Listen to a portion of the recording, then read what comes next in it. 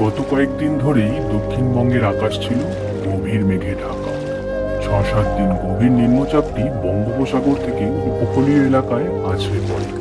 তার ফলশ্রুতিতে কলকাতা ও হাওড়া শহরের বিপর্যয় অবস্থা। বিশেষত শিরোর বামুনগাছি এলাকাটি একেবারেই কোমর সমান জলের তলায় তলিয়ে যায়। এই প্রবল নিম্নচাপটির জেরে গোটা অঞ্চলে শুরু হয় টানা ভারী বৃষ্টি। মাত্র কয়েক ঘন্টার মধ্যেই বিভিন্ন এলাকা জলমগ্ন হয়ে পড়ে।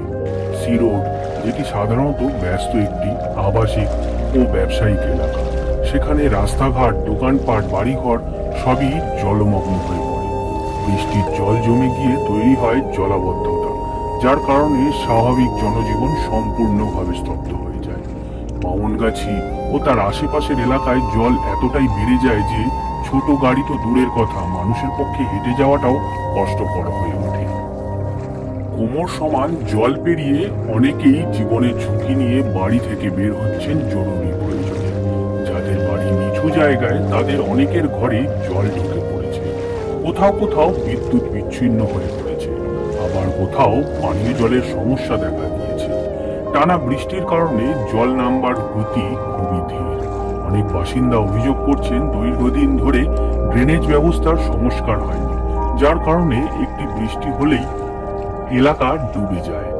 এবারের প্রবল নিম্নচাপ সেই দুর্বল পরিকাঠামোর বাস্তব চিত্র উন্মোচন করে দিয়েছে। ছোট ছোট ছাত্রছাত্রীরা স্কুলে যেতে পারছে না এবং অনেকেই নিজেদের নিরাপদ স্থানে নিয়ে যেতে বাধ্য হয়েছে। তবে স্থানীয় বাসিন্দাদের একাংশ বলছেন, এই ধরনের দুর্যোগপ্রবণ এলাকায় দীর্ঘমেয়াদী পরিকল্পনা ছাড়া সমাধান সম্ভব নয়। পরিস্থিতি এখনো নিয়ন্ত্রণে আসেনি। আবহাওয়া দপ্তরের পূর্বাভাস অনুযায়ী আগামী ২৪ ঘন্টায় আরো বৃষ্টির সম্ভাবনা রয়েছে, ফলে পরিস্থিতি আরো খারাপের দিকে যেতে পারে। সাধারণ মানুষ, বিশেষ করে বৃদ্ধ ও শিশুরা চরম দুর্ভোগের মুখে পড়েছে।